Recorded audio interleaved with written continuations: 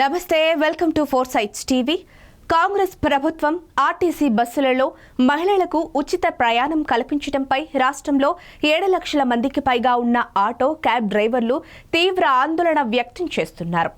ప్రభుత్వ నిర్ణయం వల్ల ఉపాధి కోల్పోతున్నామని, నెల నెల ఫైనాన్స్ వాయిదాలు కట్టలేక రోడ్డున పడుతున్నామని వారు వాపోతున్నారు. మరింత సమాచారం ఫోర్ సైట్స్ టీవీ ఉమ్మడి ఖమ్మం జిల్లా ప్రతినిధి గోవింద్ అందిస్తారు.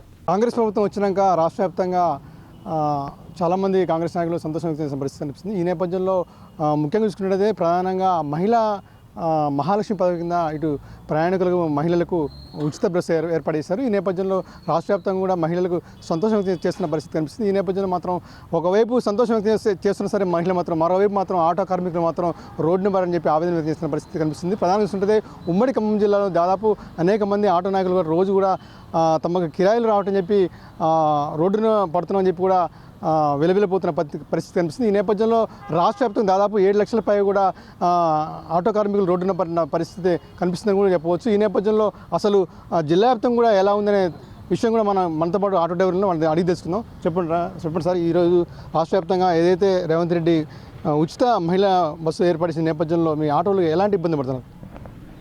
ముందుగా జై తెలంగాణ. నా పేరు పాలవంచ కృష్ణ. నేను BRTU auto workers union Khammam జిల్లా అధ్యక్షుడిని, అలాగే బీఆర్టీయూ రాష్ట్ర కార్యదర్శిని, కార్మిక విభాగం. ఏదైతే కాంగ్రెస్ పార్టీ మేనిఫెస్టోలో పెట్టినట్టుగా సంక్షేమ పథకాలు 6 పథకాలు ఏవైతే ఉన్నాయో అందులో ముఖ్యంగా ఆటో కార్మికుల పొట్టలు కొట్టే ఉచిత బస్ సర్వీస్, ఈ ఉచిత బస్ సర్వీస్ వల్ల తెలంగాణ రాష్ట్రంలో ఉన్నటువంటి సుమారు 7 లక్షల మంది పైనే ఆటో కార్మికుల కుటుంబాలు రోడ్డు మీద పడ్డాయి. మేము గతం నుంచి భయపడుతూనే ఉన్నట్టుగానే కాంగ్రెస్ పార్టీ అధికారంలో రాగానే మొట్టమొదటిగా ఏర్పాటు చేసింది ఉచిత బస్ సర్వీస్. ఏ పార్టీ అయినా అధికారంలో రావడం కోసం ఏదో ఒక సంక్షేమ పథకాలు ఏర్పాటు చేస్తారు. గతంలో కూడా కాంగ్రెస్ పార్టీ కానివ్వండి, టీడీపీ పార్టీ కానివ్వండి, బీఆర్ఎస్ పార్టీ కానీ ఎప్పుడు కూడా ఒకళ్ళ పొట్టలు కొట్టే సంక్షేమ పథకాలు గతంలో అమలు పరచలే. గతంలో రాజశేఖర రెడ్డి గారు కాంగ్రెస్ పార్టీ అప్పుడు ముఖ్యమంత్రిగా అయినప్పుడు అద్భుతమైన పథకాలు పెట్టిండు. ఆరోగ్యశ్రీ 108 అనేది అందరం కూడా హర్షించినాం. అందరం కూడా నిరుపేదలకు కూడా ఉపయోగపడే పథకం అని ఏ పార్టీలో ఉన్నా కానీ ఆ రోజు రాజశేఖర రెడ్డి గారిని గొప్పగా పొగిడిన సందర్భాలు ఉండే. కానీ ఈరోజు చూస్తూ ఉంటే కర్ణాటకలో ఏదైతే జరిగిందో ఇక్కడ కూడా తెలంగాణలో కూడా ఇలా దాదాపుగా 7 లక్షల మంది పైనే ఉన్న ఆటో కార్మికులు రోడ్డు పడ్డారు. దానికి అనుబంధంగా ఉన్న క్యాబ్ డ్రైవర్లు కానివ్వండి, లేకపోతే ఓలా, ఊబరు ఇలాంటి దాంట్లో లక్షల మంది కూడా వాళ్ళు కూడా కార్మికులు ఉన్నారు. వాళ్ళు కూడా ఇవాళ రోడ్డు మీద అంటే దాదాపుగా 12-13 లక్షల మంది ఇలా తెలంగాణ రాష్ట్రంలో రోడ్డు మీద పడే పరిస్థితి ఏర్పడ్డది. నేను ఒకటే అడుగుతా ఉన్నా, కనీస ఆలోచన చేయరా రేవంత్ రెడ్డి గారు? ఇప్పటికైనా ఆలోచన చేయండి.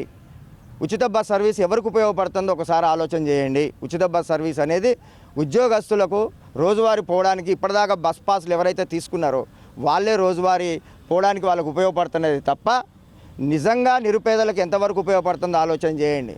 ఈరోజు పల్లెటూరు నుంచి ఖమ్మం వచ్చేవాళ్ళు ఇలా ఖమ్మంలో ఆటో ఎక్కే వాళ్ళందరూ కూడా నెలకొకసారో 2 నెలలకు ఒకసారి వచ్చేవాళ్ళే తప్ప రోజు ఖమ్మం వచ్చి పోయేవాళ్ళు కాదు.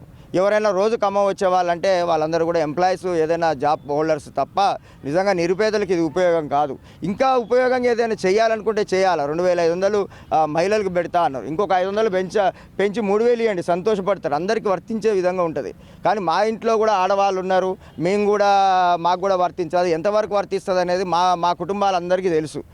మా కుటుంబాల్లో ఉన్న నిరుపేదలు ఎప్పుడో ఒకసారి, నెలకొకసారో 2 నెలలకు ఒకసారో ఏదైనా హాస్పిటల్కో లేకపోతే ఇంకేదైనా ఒకవేళ షాపింగ్ పోవాలనో లేకపోతే ఇంకేదైనా ఉంటుంది తప్ప రోజు సర్వీస్ చేసే అవకాశాలు ఉండవు. ఇది నిరుపేదలకు కూడా ఉపయోగపడని సంక్షేమ పథకాన్ని మేము భావిస్తూ ఉన్నాం. సార్, అంటే గతంలో ఎన్నికలు జరిగే మూమెంట్లో కూడా చాలాసార్లు కూడా ఈ కాంగ్రెస్ ప్రభుత్వం చెప్పింది ఏంటంటే రాబోయే ఎన్నికలు గెలిచిన నేపథ్యంలో తప్పనిసరిగా మేము మహిళలకు ఉచిత బస్సు ఇస్తాం. మరి అప్పుడు మీరు మేలుకోలేదు? అప్పుడు ఖచ్చితంగా మేము కూడా దానికి వ్యతిరేకించినాం.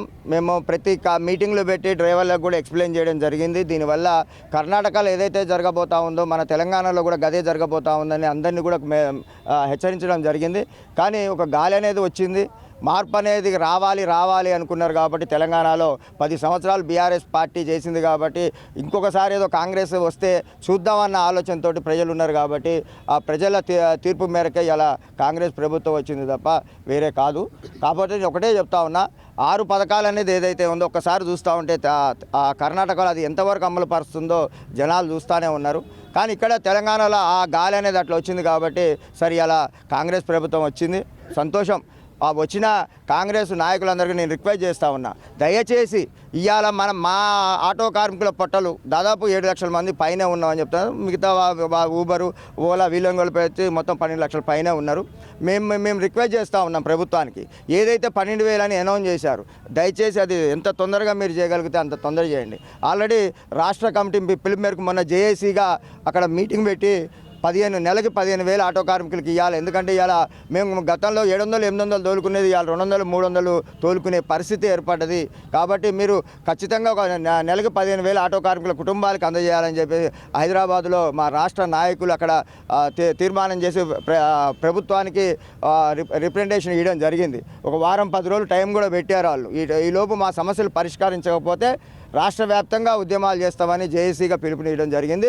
దాన్ని అనుగుణంగానే మేము కూడా ఖమ్మం జిల్లాలో కూడా ఇప్పటివరకు ఖమ్మం లోకల్లో ఏంటంటే ఇప్పటివరకు సిటీ బస్సులు లేవు కాబట్టి పెద్దగా ఇది లేదు. కానీ సర్వీస్ చేసేవాళ్ళు, రోడ్ల మీద సర్వీస్ చేసేవాళ్ళు మాత్రం బాగా ఎఫెక్ట్ పడ్డది. వాళ్ళు నాకు ఫోన్లు చేస్తూ ఉన్నారు, అన్న మా బతుకులు ఏందని ఫోన్ చేస్తూ ఉన్నారు. ఇవాళ పొద్దున్న కూడా ఒక ఆటో కార్మికుడు ఫోన్ చేసి ఏడుస్తూ ఉన్నాడు, అన్న నేను ఈ 2-3 రోజుల నుంచి 200-300 కూడా తోలుకలేని పరిస్థితి వచ్చిందని ఏడుస్తూ ఉన్నాడు. నేను వాళ్ళకి సర్ది చెప్పినాం, ఒక 10 రోజులు ఉపయోగపట్టండి, ఆ సిచ్యువేషన్ అనేది మార్పు అనేది అందరి మీద ఉన్నప్పుడు కొంత ప్రభావం కనపడుతుంది అని చెప్పడం జరిగింది.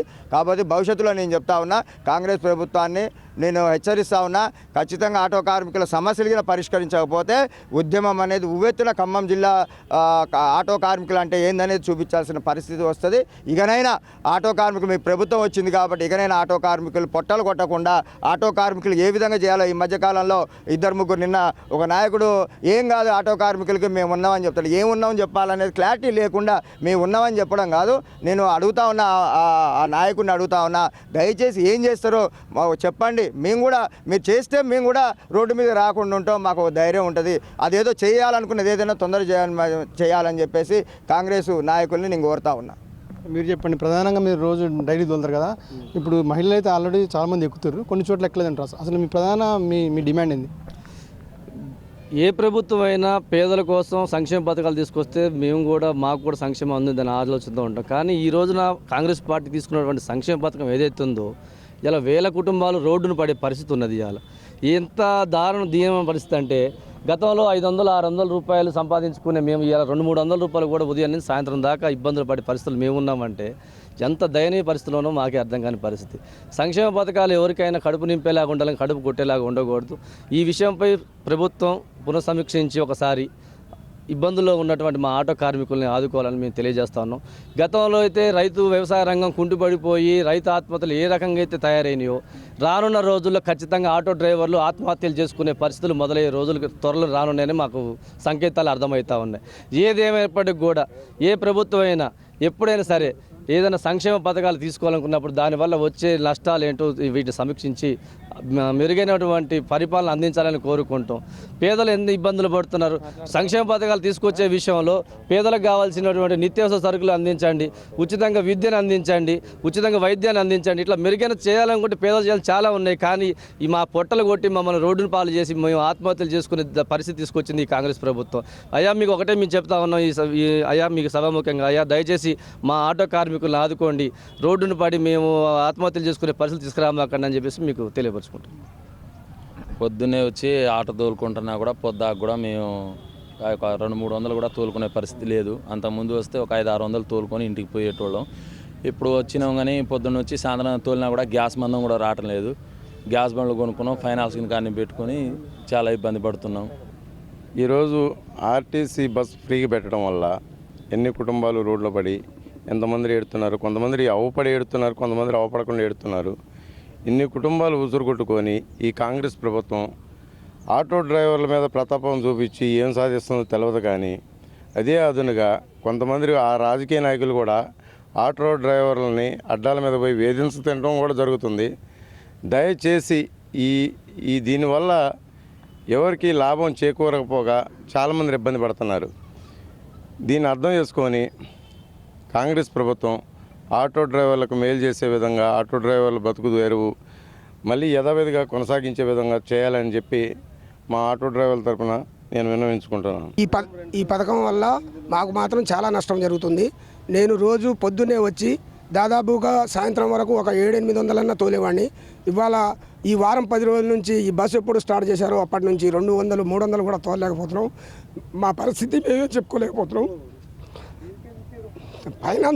ఫైనాన్స్ కూడా వచ్చి రేపు ఫైనాన్స్ కట్టకపోతే బండి పోయేటట్టుంది. మా పరిస్థితి అంత అదే. 2 అమ్మాయిలను చదివించుకోలేకపోతున్నాం. నీ డిమాండ్ ఇది, నీ డిమాండ్ మాకు ఏదన్నా మాకు పనికొచ్చే పథకం పెట్టాలి, కానీ ఇలాంటి పథకాలు పెట్టి మా పొట్టలు కొట్టడం కరెక్ట్ కాదని చెప్పి తెలియజేస్తున్నాను. ఓకే, మొత్తం చూసినట్టయితే రాష్ట్ర వ్యాప్తంగా చూసినట్టయితే చాలామంది ఆటో కార్మికులు మాత్రం రోడ్డున పడుతున్న పరిస్థితి అని చెప్పి ఒకవైపు ఆటో నాయకులు కానీ అదే ఆటో కార్మికులు కానీ లబోదీపమంటున్న పరిస్థితి కనిపిస్తుంది. రాష్ట్ర వ్యాప్తంగా చూసినట్టయితే ఏదైతే మహాలక్ష్మి పథకం కింద ఏదైతే ఉచిత బస్సు పెట్టారో దాన్ని ఎమ్మటే వెనక్కి తీసుకోవాలని, లేకపోతే లేని పక్షంలో మాత్రం మేము ఉద్యమం చేస్తామని, అదేవిధంగా రాష్ట్ర వ్యాప్తంగా మాకున్న ఇబ్బందులను తప్పనిసరిగా ముఖ్యమంత్రి రేవంత్ రెడ్డి ఆలోచించి మా ఆటో కార్మికులు పొట్టగొట్టకుండా మాకు న్యాయం చేయని చెప్పి కూడా ఇక్కడ ఆటో కార్మికులు వాపోతున్న పరిస్థితి కనిపిస్తుంది.